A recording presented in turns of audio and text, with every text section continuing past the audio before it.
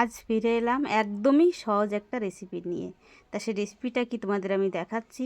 একটা কড়াই নিয়ে নিলাম, তারপরে দিয়ে দিলাম 200 গ্রামের মতো মসুরের ডাল আগে থেকে ভিজিয়ে রেখেছিলাম। তো সেটা ধুয়ে এবার দিয়ে দিলাম। তারপরে দিয়ে দিলাম অল্প একটু হলুদ গুঁড়ি, দিয়ে দেবো একটু সরিষার তেল। তারপরে আমি এর ভিতরে একটু নেড়ে চেড়ে তারপরে মেখে নেব। নেওয়ার পরে তারপরে দিয়ে দেবো অল্প একটু জল। তো এই যেটুকুই জল আমি দিয়ে দিলাম বন্ধুরা, এতেই কিন্তু এই ডাল আমার ভালোভাবে, বেশি না 3 মিনিটের ভিতরে এই ডাল কিন্তু সেদ্ধ হয়ে যাবে। তো এবার আমি মিশিয়ে নিলাম জল দিয়ে, তারপর একটু ঢাকা দিয়ে রাখবো। আবার ফিরে আসছি 3 মিনিট পর। তো এখন ডালটা সেদ্ধ হোক, তার ভিতরে আমি চলো বন্ধুরা চলে যাই পুঁই শাক খেতে। দেখো আমার এই পুঁই শাক খেত কত সুন্দর হয়েছে, এত সুন্দর টাটকা জালি পুঁই শাক। আর এটা তো পুরা বিনা সারের পুঁই শাক। আর এটা খেতে যা লাগে না বন্ধুরা, যেইভাবে খেলে সেইভাবেই কিন্তু ভালো লাগে। তো এখান থেকে আমি 4-5টা পুঁই শাকের ডগা কেটে নেব। তো তোমরা সাথে থাকো আর দেখতে থাকো। এই যে দেখো আমি কেটে নিলাম পুরা টাটকা পুঁই শাক। এইটা দিয়ে আজকে আমি ডাল রান্না করব। আর এই মসুর ডাল এইভাবে রান্না করলে বন্ধুরা খেতে যা হয় না, খুবই ভালো হয়। তো চলে যাচ্ছে, এবার আমি ঘরে যাব, যে কেটে কুটে ধুয়ে পরিষ্কার করে নেব। তারপরে ফিরে এলাম 3 মিনিট পর, দেখাচ্ছি তোমাদের যে ডালটা কেমন হয়েছে। তো দেখো ঢাকনাটা তুলে নিচ্ছি। এই যে জল কিন্তু পুরা শুকিয়ে গেছে। দেখো পরিমাণ মতো জলটা দিয়েছিলাম, আর ডালটাও কিন্তু সিদ্ধ হয়ে গেছে পুরাপুরি। এবার আমি এর মধ্যে সেই কেটে ধুয়ে রাখা পুঁই শাকগুলি দিয়ে দেবো। এই যে কেটে কুটে ধুয়ে পুরা পরিষ্কার করে নিয়ে এসেছি। এবার এই ডালের মধ্যে এটা দিয়ে দেবো।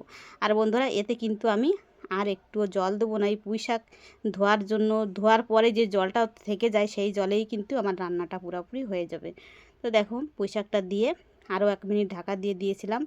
তো পুঁই শাকও এবার সিদ্ধ হয়ে গেছে, তোমাদের আমি আগলা করে দেখাচ্ছি কত সহজ এই রান্নাটা।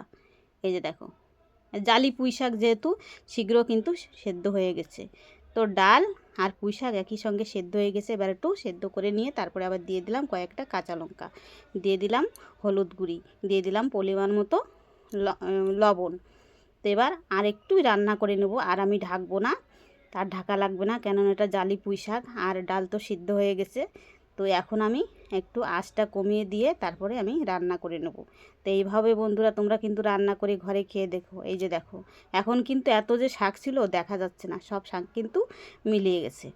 তো যাই হোক, এইভাবে তোমরাও কিন্তু ঘরে রান্না করে খেয়ে দেখো বন্ধুরা, খেতে কিন্তু অসাধারণ। আর কিছু মশলা আমি এতে ব্যবহার করব না, কোনো কিছু মশলা না, শুধু একটু আমি দিয়েছি লবণ আর হলুদ আর কাঁচা লঙ্কা। আর দেখো ফোড়নে দিয়ে দিচ্ছি, ফোড়নে দিয়ে দিলাম একটা তেজপাতা, একটা লঙ্কা, আর দিয়ে দিলাম কয়েকটা পাঁচফোড়ন। এবার আমি ফোড়নটা ভাজা হয়ে গেল, তারপরে আমি এর ভিতরে আবার দিয়ে দেবো সেই রান্না করা যে ছিল পুঁই শাক আর ডাল। তো দেখো রান্নাটা আমি কত চটপট করে করে নিলাম, আর পুরাই মশলা ছাড়া, আর খেতেও কিন্তু বন্ধুরা দারুণ। আর এরকম গরমে যদি এইভাবে রান্না করে খাওয়া যায় বন্ধুরা, খেতে কিন্তু খুবই ভালো হয়। তোমরা কিন্তু কমেন্ট করে বলো যে আমার এই ডাল আর পুঁই শাকের রান্নাটা কেমন হয়েছে। আর ভালো লাগলে লাইক কমেন্ট শেয়ার করো। তা দেখো হয়ে গেল। তো এবার আমি তুলে নিচ্ছি। একদমই কিন্তু রান্নাটা বেশি না, জোর হলে 5 থেকে 6 মিনিটের ভিতরে কিন্তু আমার রান্নাটা কমপ্লিট হয়ে গেল। তো এখন হয়ে গেছে, দেখো গামলাতে তুলে নিয়েছি, কত সুন্দর দেখা যাচ্ছে, পুরা বিনা মশলায় রান্না। তো তোমরাও এরকম করে রান্না করে খেয়ে দেখো।